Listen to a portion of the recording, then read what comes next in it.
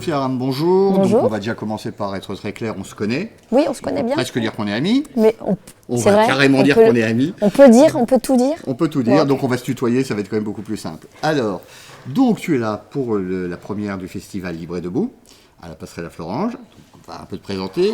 Donc tu es né, il n'y a pas très longtemps, à Ris-Orangis. Ouais, dans l'Essonne. Voilà. Tu as grandi à Trappes. Là-bas, tu as fait partie d'un groupe d'impro au lycée. Ouais. Et puis, tu as rejoint une troupe, le Déclic Théâtre d'Alain Degois, qu'on appelle Dit Papy. Papy. bien Dit sûr. Papy, Ouais. où il y a eu aussi Jamel et puis quelques autres. Enfin, Ouais. voilà. Tu as fait la Coupe du Monde d'impro au Québec. Et comme ça t'occupait pas assez, tu as aussi fait arabe aux langues orientales à Paris, jusqu'à la licence. si je- J'ai fait la maîtrise. La maîtrise, pardon. Ouais, Oula, ouais, la ouais, maîtrise. ouais. En fait, j'ai fait de l'arabe jusqu'en licence et en maîtrise, j'ai fait de l'anthropologie. D'accord. Tu as ensuite ton premier spectacle, mais on y reviendra un peu après, c'était Du plomb dans la tête. Ouais, c'est ça. Et puis bon, il y en a eu quelques-uns. Ouais, en fait, ça s'est enchaîné assez vite, les spectacles. Enfin, c'est-à-dire qu'un spectacle, ça a une durée de vie d'environ 3-4 ans, plutôt 3 ans. Et quand tu termines un spectacle, après 3 années, tu commences à écrire. Sur la dernière année, tu commences à écrire celui d'après, que tu crées tout doucement. Après, en fait, du coup, ça s'enchaîne plutôt pas mal. Plutôt naturellement. Ouais. Et on arrive donc au spectacle actuel qui est Le Monde d'après. Ouais, Donc ce spectacle qui t'a d'ailleurs valu le Molière de l'humour 2024. absolument. Alors en plus, parmi tes très nombreux prix, tu as aussi eu le prix national de la laïcité en 2024. Donc maintenant, en plus, toi tu viens à cheval parce que tu es chevalier de la Légion d'honneur depuis juin 2025, juillet 2025. C'était cet été, ouais, je crois que c'était au mois de juillet. Mais on dit pas chevalière, ça existe pas? Bah, chevalière, ça existe, mais ça se met au bout d'un doigt. Donc Ah, c'est ça, on va c'est éviter. bizarre, ouais. Je suis Donc, pour le féminiser, moi. eh ben, chevalièron donc. Et donc tu tiens des chroniques sur France Inter, dans Le Parisien et dans Le Point. C'est ça. Et le dimanche, tu te reposes. Eh ben, pas exactement, parce que le dimanche, j'écris pour Le Point, parce que je donne mon papier le lundi. Donc, mais je trouve du temps pour me reposer. Tout va Ok, bien. donc tu as quand même beaucoup d'activités. Et des activités qui entraînent des discussions. Voilà. Donc on va déjà commencer par le simple fait que tu es venu ici, tu es la marraine de ce nouveau festival. Donc on est à la Passerelle, à Florange. Et c'est pas la première fois que tu viens. Non, la passerelle, c'est une histoire qui remonte à 2009. Alors, ça fait la fille qui connaît toutes les dates, mais genre, j'ai vu la vidéo tout à l'heure avec Monira, on a regardé la vidéo du Fou du Roi quand on était venu avec Stéphane Bern, c'était pour la présentation de saison à l'époque. On venait avec toute l'équipe de France Inter, du Fou du Roi, et on animait une émission comme on le faisait dans le Studio 104 à Paris, mais on l'a fait ici. C'était assez sympa, je trouve, comme présentation de saison. On était à l'époque avec Régis Maillot, Daniel Morin. Et Daniel puis, Morin, il est inamovible. bon, C'est autre oui, chose. voilà, moi je pense qu'il est aussi vieux que l'ORTF, donc je pense que c'est sa maison. Ouais. Et on était à l'époque venus. Alors c'était. Donc il y avait Patricia Cass qui était venue pour présenter son concert qu'elle présentait à la Passerelle et Jérôme Savary avec la troupe de Jérôme Savary qui était là pour présenter aussi le spectacle qu'ils allaient offrir dans la saison suivante. Et ensuite je suis venue avec mon spectacle en 2014 Oui. et là voilà je Donc suis c'était venue. Du plomb dans la tête ou c'était le Non, suivant? non, c'était déjà le 3e, me semble-t-il. Ça devait être Le fond de l'air est frais, je crois. D'accord. Et donc, je reviens là, dans ce nouveau lieu, puisque c'est une première dans le lieu depuis qu'il a été refait. Et puis, donc, comme marraine de cette première édition d'un festival dont j'adore l'intituler « Libre et debout ». Et nous, on est très fiers que tu sois notre marraine. Donc Je suis on heureuse, t'en remercie. très heureuse. Alors je vais te poser la première question qui est évidente mais qui pourtant n'est pas si simple. Comment devient-on humoriste? C'est pas si simple. Quand j'ai commencé l'improvisation théâtrale, quand on fait des matchs d'impro, je ne sais pas si les gens connaissent bien le procédé, le dispositif. En fait, le match d'impro, ça vient du Québec. Au Québec, ils avaient fait le constat que les théâtres étaient vides, mais les patinoires de hockey sur glace étaient pleines à craquer. Et donc Gravel et Leduc, qui étaient 2 comédiens, avaient décidé de reprendre le cérémonial du hockey sur glace pour en faire des matchs, des joutes oratoires d'improvisation théâtrale avec le cérémonial du hockey sur glace. Donc il y avait 2 équipes, une patinoire, un arbitre, 2 juges de ligne. Donc tout le cérémonial, on était habillés en hockeyeurs, on avait le maillot, moi je flottais dedans, parce que généralement c'est quand même le XS était déjà gigantesque. Jamel et moi on était vraiment dans des tenues, on aurait dit qu'on avait des robes. Et il y a un thème, on a quelques secondes pour décider de l'histoire qu'on va raconter, soit seul, soit avec quelqu'un de l'équipe d'en face. Et ce qui marchait le mieux, c'était le registre humoristique.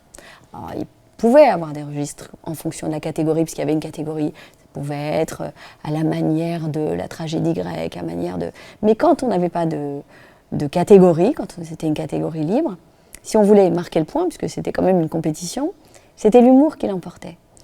Et j'ai expérimenté en tant qu'improvisatrice le fait de réussir à faire passer des choses, des émotions, en tout cas par le rire, à faire passer des idées, même quand on improvise sur un thème, on développe un récit sur le thème donné, mais par l'humour, c'était toujours plus efficace.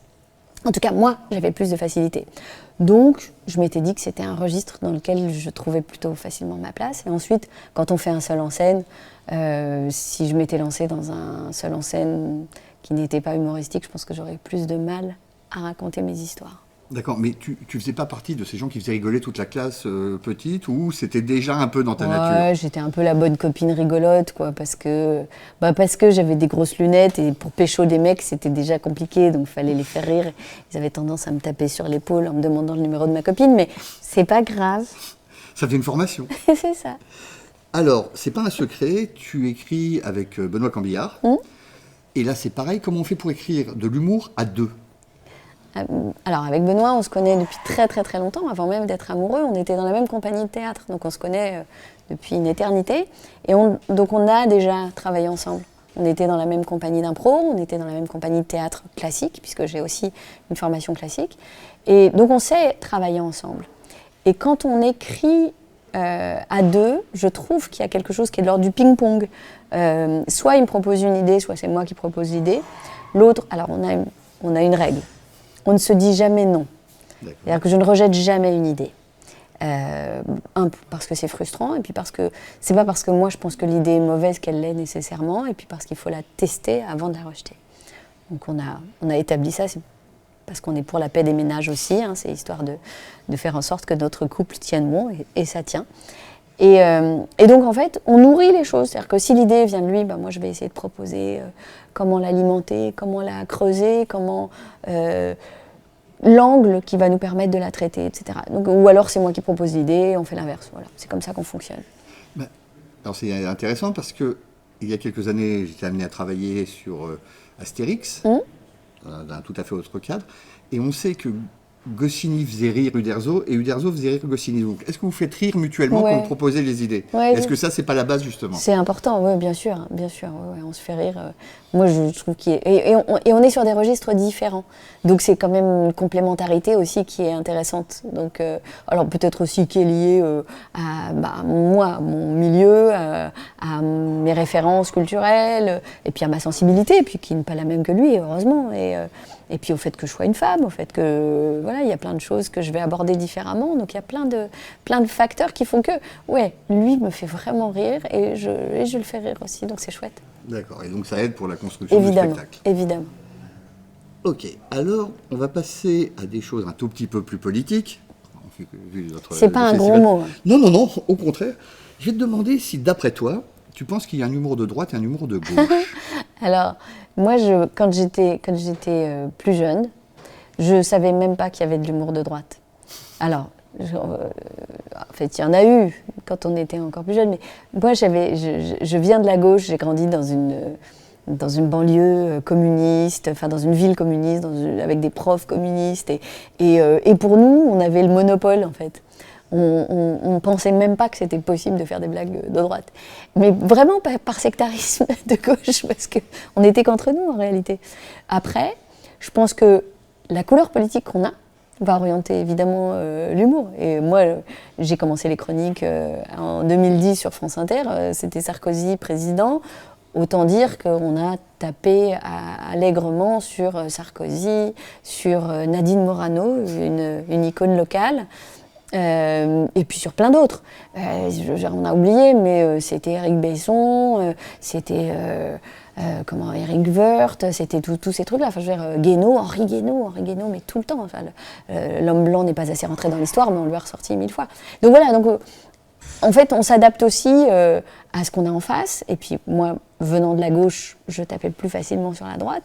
Et puis après, quand la gauche est arrivée au pouvoir, il a fallu aussi s'adapter. Donc il a fallu être critique de la gauche aussi. Puis ils nous ont plutôt pas mal aidés à être critique de la gauche. Donc non, ça s'est fait assez facilement. Mais donc là, c'est un humour qui s'attaque à la droite et s'attaque à la gauche, mais tu ne penses pas qu'il y a un humour spécifique droite et spécifique gauche?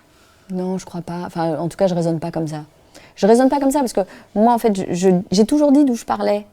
Et j'ai toujours trouvé ça très important en tant qu'humoriste, surtout en tant qu'humoriste à la radio, sur le service public, de dire d'où je parlais, parce que pour moi, ce qui était important, c'était pas de revendiquer quelque chose, c'était de permettre aux auditeurs de savoir d'où je parlais pour qu'ils se fassent leur opinion. Parce qu'évidemment, quand je ne crois pas, moi, à la neutralité, mais je crois en la transparence. Et donc, à partir du moment où on sait d'où je parle, on se fait son idée. Évidemment, si je tape sur Sarko quand je dis que je suis de gauche, c'est attendu. Mais si je ne le dis pas, c'est plus ambigu. Donc je continue toujours de penser qu'il faut rester transparent. Et moi, je continue de me revendiquer comme étant de gauche. Et n'en déplaise à ceux qui considèrent que je ne le suis plus, mais je ne les laisserai pas s'approprier la gauche. Mais en tout cas, moi, je le suis. Et je pense que les spectateurs ici et les auditeurs sont à même de se faire une opinion. Ok, ça tombe bien justement parce que j'allais te demander, il y a des gens de gauche, majoritairement, mais bon, à l'extrême droite on en trouve aussi, qui te trouvent clivante. Est-ce que pour toi tu te vis comme telle? Est-ce que tu as l'impression que ton humour ou ta façon d'aborder l'actualité est clivant? Alors c'est marrant parce qu'on m'a dit que j'étais clivante et c'était quelque chose de sale, de cliver. Moi, j'ai pas peur de cliver. Parce qu'en fait, j'aime pas l'eau tiède. À un moment donné, j'assume tout ce que je dis, j'assume tout ce que je porte, et libre aux autres de se faire leur opinion, encore une fois. Et si les gens ne sont pas capables d'entendre la contradiction, s'ils ne sont pas capables d'entendre la contradiction, c'est leur problème, c'est pas le mien. Et à un moment donné, il faut aussi pouvoir se confronter les idées. Moi, je dis juste ce que je pense.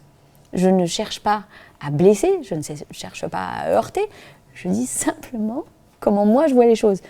Libre à eux d'exprimer ce qu'ils ont envie d'exprimer.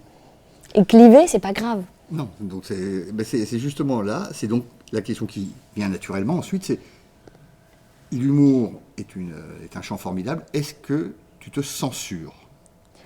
Non, je me censure pas. Je me censure pas, j'ai toujours été là où j'avais envie d'aller, sincèrement. Non, franchement, il y a des limites qui sont les limites de la loi. D'accord. C'est plutôt bien fait, la loi. On a le droit français encadre la liberté d'expression et c'est un cadre qui me va parfaitement. Et donc dans ce cadre-là, oui, moi je m'exprime très librement et je ne m'interdis absolument rien. Donc tu ne t'interdis rien d'un point de vue. Or, si quelqu'un te fait un procès parce qu'il considère que tu as franchi les limites de la loi, après c'est la justice qui décidera. Mais on sait, c'est pas un secret non plus, tu as été victime de menaces, tu es régulièrement victime de menaces, ça ne te censure pas non plus. Non, parce qu'en plus, je crois vraiment que la peur, c'est pour moi la plus grosse entrave à la liberté. On est là pour parler de libre et debout, et je pense que si on veut être libre, et si on veut rester debout, il faut mettre de côté ses peurs. Et c'est pas toujours facile, mais la peur est un frein à la liberté. Et si on commence à se dire « Ah non, je ne vais pas aller là parce que je vais fâcher un tel, on commence à céder. Tu avais par exemple pendant ton discours de réception du Molière pris une position assez claire sur le sort des otages israéliens, ce qui t'a été reproché. Alors je continue de ne pas comprendre ce qui m'a été reproché parce que quand on reprend le discours que j'avais prononcé donc en mai 2024, quelques mois après les événements du 7 octobre 2023, on m'a reproché d'avoir fait l'apologie, enfin, je cite, je mets des guillemets, l'apologie du génocide. Et ça, c'est des élus de la République qui me l'ont reproché. Or, je n'ai dit qu'une chose. J'ai dit qu'il fallait avoir la même empathie pour les victimes du 7 octobre et pour les victimes de Gaza. C'est tout ce que j'ai dit. Et pour moi, alors là, pour le coup, je voyais absolument pas de malice à ça. Pour moi, c'était simplement dire qu'il fallait être capable d'avoir... Et sincèrement, je continue de le penser. C'est-à-dire que, évidemment, quand on voit des enfants mourir, évidemment, quand on voit des familles mourir, on est bouleversé et il faut s'indigner de ça, mais des deux côtés. Et dans tous ceux qui m'ont reproché ce discours, je les ai très peu entendus s'indigner du sort des otages et de ce qui s'était passé le 7 octobre. Et pour moi, il y a eu une fracture à ce moment-là. Et le fait qu'on me le reproche, c'est bien la preuve qu'il y avait quelque chose qui n'allait pas et qu'il y avait quelque chose derrière cette indignation sélective. Ce qui m'amène à la question suivante. Oh, c'est bien foutu cette interview. C'est bien fait. Elle est bien c'est foutue, travaillé cette quand interview. même. On sent qu'il y a du Ça boulot. m'amène à la question suivante. Et bon, on va continuer dans les sujets qui ne sont pas les plus gais. Tu étais proche de la rédaction de Charlie. On a tous, ou en tout cas nombre d'entre nous vont porter en badge ou sur nos réseaux sociaux « Je suis Charlie ». Certains continuent à le dire. Aujourd'hui, c'est presque plus une affirmation, c'est devenu une question. C'est remis très en question. Qu'est-ce que tu en penses? J'en pense que ça a été questionné assez vite après l'émotion. Il y a eu un moment d'émotion, il y a eu un moment d'engouement même national, mais très vite. Moi, je me souviens non mais c'est horrible, mais, donc ce qu'on appelle les oui mais, ceux qui commençaient à dire mais ils n'auraient pas dû montrer les dessins. Et on l'a vu après avec Samuel Paty, après la décapitation d'un professeur. On est en plein dans les commémorations. C'était hier. Hier, ça a fait 5 ans, jour pour jour, que Samuel Paty a été décapité devant son établissement. Et on a encore des gens qui remettent en question le fait de montrer les caricatures dans les classes. Et d'ailleurs, c'est pas ce qui l'a tué. Ce qui l'a tué, c'est pas le fait qu'il ait montré les caricatures, c'est le mensonge d'une élève et la cabale orchestrée par des islamistes sur les réseaux sociaux, et ensuite une crevure qui est venue terminer le travail, comme souvent c'est le cas. Mais ce que je veux dire, c'est que ça n'a jamais fait consensus à 100% le « Je suis Charlie ». On a eu très très vite des oui mais, des gens qui disaient ils s'attaquent trop à l'islam, ils s'en prennent trop à l'islam, ce qui était faux en réalité. Quand on regarde le nombre de unes de Charlie, le nombre de unes qui ont été faites sur les catholiques, sur les juifs orthodoxes, sur l'islam, bon, en fait c'est assez équilibré, et je crois que c'est les catholiques qui s'en prennent le plus. Donc, je crois qu'il y a un chiffre effectivement qui met assez en avant. Ouais, c'était assez évident. Mais quand on ne veut pas voir, on ne veut pas voir. Et après, il y avait ceux qui disaient oh, il ne faut pas faire des blagues, parce que au sujet de l'islam, on ne peut pas plaisanter, parce que quoi?